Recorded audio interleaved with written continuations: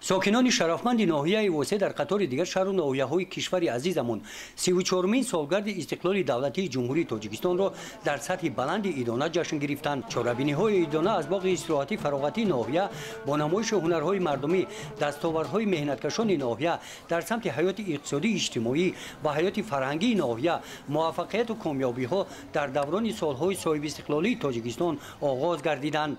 نماینده حکومت جمهوری تاجیکستان همراه با رئیس ناحیه واسه و فعالان ناحیه و دیگر مهمانان با دستاوردهای هنرمندان ناحیه شناس گردیده برای رشد منبع هنرهای مردمی دستگیری آنها دستور و مصلحت دادند.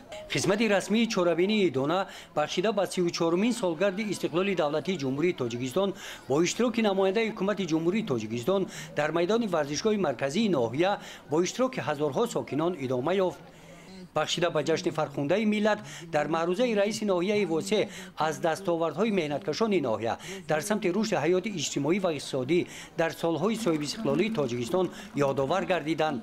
در معروضه نماینده حکومت تاجیکستان نخست وزیر مالیه تاجیکستان ساکنان سربلند ناحیه واسه را بخشیده به 34مین سالگرد استقلال دولتی جمهوری تاجیکستان از نام حکومت جمهوری تاجیکستان تبریک نمودند.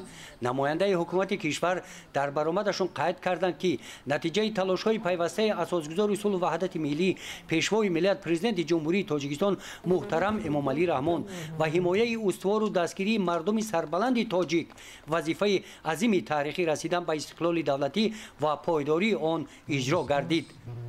در قسمت فرهنگی چهاربینی بخشیده به جشن 34مین سالگرد استقلال دولتی جمهوری تاجیکستان کارمندان بخش فرهنگ ناحیه برنامه ایدانه را پیشکش اشتراکچیان نمودند.